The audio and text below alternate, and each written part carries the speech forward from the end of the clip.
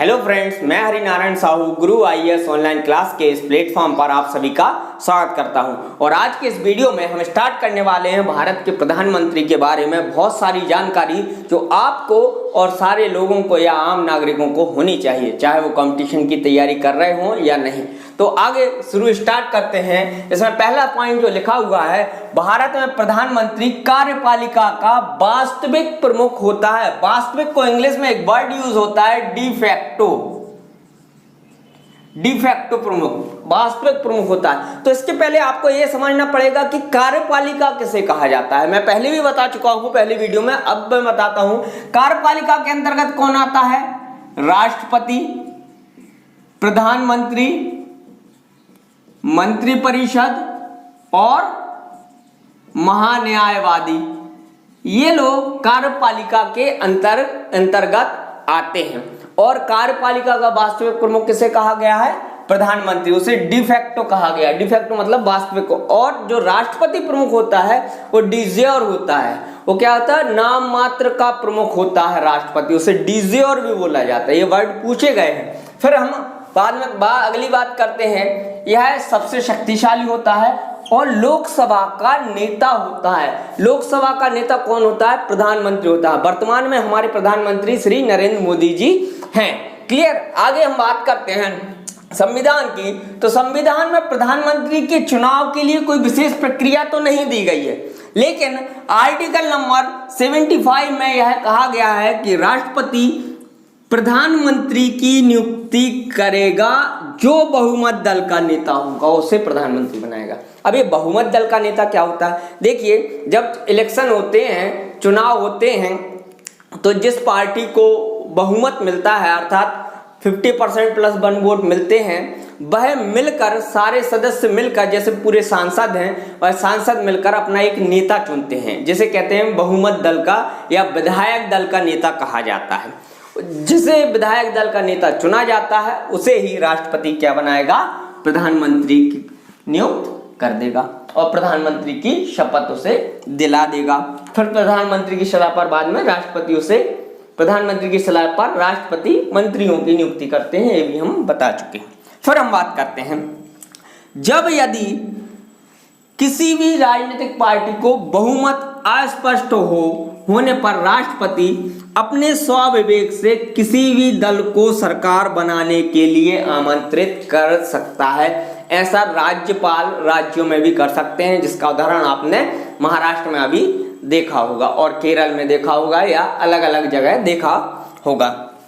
और तो ये कर सकते हैं। इसका उदाहरण 1979 में जो हमारे राष्ट्रपति नीलम संजीव रेड्डी जी थे, उन्होंने क्या किया? मोरारजी देसाई की सरकार जब गिर गई थी, उनका पतन हो गया था, तो उन्होंने, और क्या हुआ था, किसी को ये नहीं था कि किसके पास बहुमत है, तो नीलम संजीव रेड्डी ने माननीय चौधरी चरण सिंह जी को क्या कर दिया था? आमंत्रित कर दिया था कि आइए आप प्रधानमंत्री बना दिया था। और जब वो प्रधानमंत्री वो बना देते हैं, फिर उनका कार्य होता है कि वह बहुमत सिद्ध करें। अगर वह बहुमत सिद्ध नहीं कर पाते तो उनकी भी सरकार गिर जाती, अगर कर देते तो सरकार आगे चलती रहती। फिर हम बात करते हैं, एक और घटना घटी थी 1984 में, जब माननीय पूर्व प्रधानमंत्री इंदिरा गांधी जी की मृत्यु हो गई थी। उनके बाद राष्ट्रपति जो ज्ञानी जेल सिंह थे, ज्ञानी जेल सिंह ने राजीव गांधी को प्रधानमंत्री बना दिया था। वो इसलिए किया था क्योंकि जब माननीय प्रधानमंत्री इंदिरा गांधी जी की मृत्यु हुई थी, उनकी मृत्यु के बाद कोई नेतृत्व का जरिया नहीं मिल रहा था कि किसे प्रधानमंत्री बनाया जाए। कांग्रेस के पास मेजॉरिटी थी उस समय, जब मेजॉरिटी उनके पास थी, लेकिन वो अपना नेता नहीं चुन पा रहे थे, तो राष्ट्रपति इस कंडीशन में अपने स्वविवेक से किसी को भी प्रधानमंत्री बना सकते हैं। तो बना दिया था किसको? माननीय राजीव गांधी जी को बना दिया था। ठीक है। अब यदि एक और पॉइंट लिखा है, यदि प्रधानमंत्री इस्तीफा देता है तो उसके साथ पूरी मंत्रिपरिषद को भी इस्तीफा देना पड़ता है। ऐसा इसलिए किया गया प्रावधान संविधान में, क्योंकि आपको मालूम ही है कि जो मंत्रिपरिषद होती है, प्रधानमंत्री की सलाह से राष्ट्रपति उसे नियुक्त करता है। जब प्रधानमंत्री इस्तीफा दे देगा तो उसकी जो टीम है उसे भी इस्तीफा देना पड़ता है। हम बात करते हैं प्रधानमंत्री के कार्य की। तो प्रधानमंत्री कार्य के अंतर्गत वह मंत्रियों की नियुक्ति करता है और उनके विभागों को बंटवारा करता है, और काम अच्छा नहीं करता तो मंत्रियों को हटाना भी उसका एक कार्य है। फिर मंत्रिपरिषद की जितनी बैठक होती है, मंत्रिपरिषद की जितनी बैठक होंगी उन सबकी अध्यक्षता कौन करेगा? प्रधानमंत्री। और जो भी संवैधानिक पद है, महान्यायवादी हो या अन्य संवैधानिक पद हो, उनकी नियुक्ति के लिए राष्ट्रपति को परामर्श देता है और उनकी नियुक्ति राष्ट्रपति करते हैं। जैसे राज्यपाल हो गए, CAG हो गए, इन सब की नियुक्ति कौन की परामर्श सलाह कौन देता है? प्रधानमंत्री देते हैं। फिर आगे बात करते हैं, प्रधानमंत्री के परामर्श पर ही राष्ट्रपति संसद के सत्र को आहूत करता। आहूत करना, संसद का सत्र मतलब संसद के सत्र को बुलाना। बुलाते राष्ट्रपति हैं, लेकिन परामर्श कौन देता है सर? प्रधानमंत्री। और 17वां मतलब सत्र का समापन करना। और अगर तथा लोकसभा भंग करना, अगर प्रधानमंत्री या मंत्रिपरिषद ऐसी सलाह दे दे किसे? राष्ट्रपति को कि आप लोकसभा भंग कर दीजिए, तो लोकसभा राष्ट्रपति भंग कर देते हैं और फिर क्या होता है? फिर से नई लोकसभा के चुनाव होते हैं। और केंद्र सरकार का प्रमुख प्रवक्ता अगर बात करें तो कौन होता है? प्रधानमंत्री ही प्रवक्ता कहलाते, प्रमुख प्रवक्ता। इसलिए आपने सुना होगा कभी कभी कि संसद में बोलते हैं कि नहीं, इस क्वेश्चन का जवाब हमें प्रधानमंत्री जी से चाहिए। ठीक है। फिर जो नीति आयोग है, नीति आयोग, राष्ट्रीय विकास परिषद और एकता परिषद के अध्यक्षता प्रधानमंत्री, ये तीनों अपन पढ़ेंगे अलग अलग वीडियो, वो अपन आगे एक वीडियो बनाएंगे। इनकी अध्यक्षता कौन करते हैं? प्रधानमंत्री जी करते हैं। फिर हम बात करते हैं पीएमओ।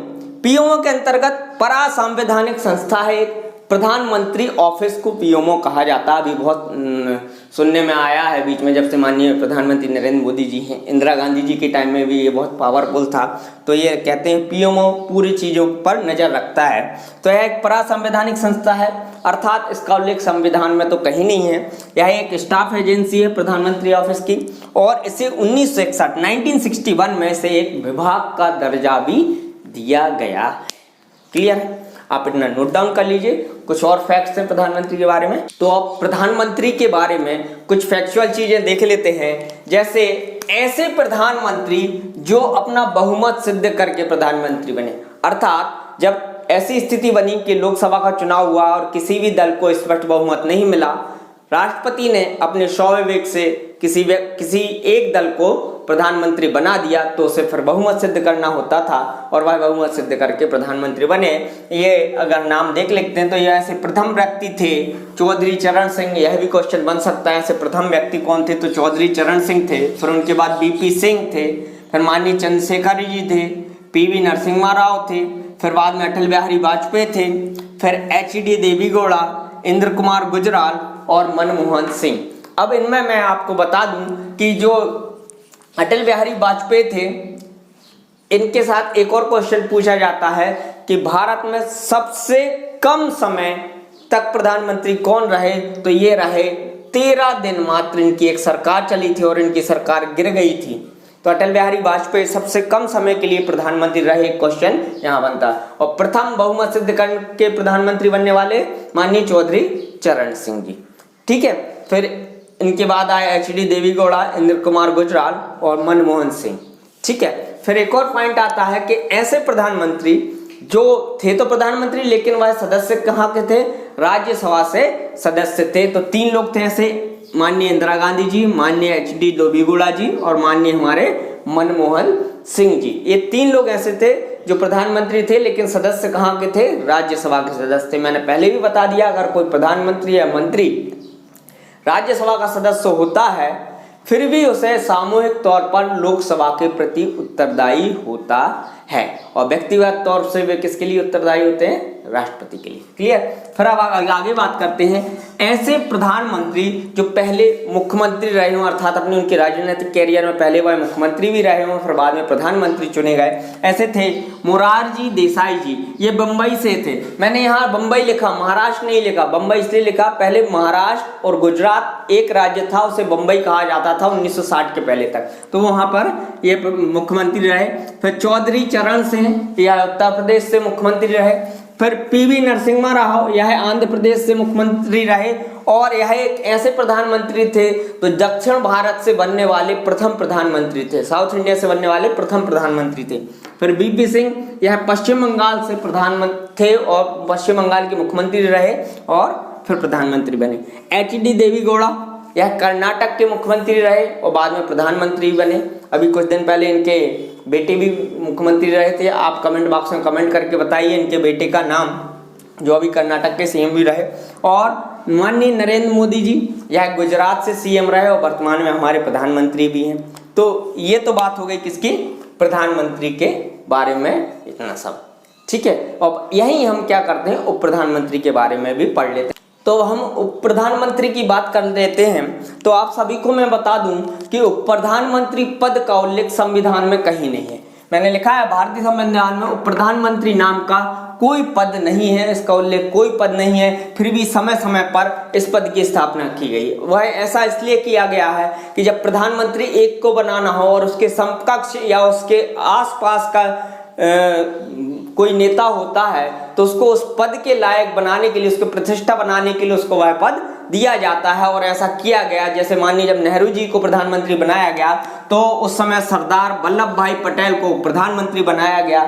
मोरारजी देसाई भी उप प्रधानमंत्री रहे, चौधरी चरण सिंह और जगजीवन राम। मैंने साथ में इसलिए लिखा कि ये दोनों, जब मोरारजी देसाई की सरकार थी तो चौधरी चरण सिंह और जगजीवन राम उप प्रधानमंत्री थे। और फिर वाई चावड़ भी प्रधानमंत्री रहे, देवीलाल रहे। और जब माननीय अटल बिहारी वाजपेयी प्रधानमंत्री बने थे तब लाल कृष्ण आडवाणी जी भी उप प्रधानमंत्री रहे। तो ये हो गया हमारा प्रधानमंत्री उप प्रधानमंत्री का पूरा जो भी हमें जानना जरूरी था। अगर यह वीडियो आपको पसंद आए तो इसे लाइक और शेयर जरूर करें। धन्यवाद।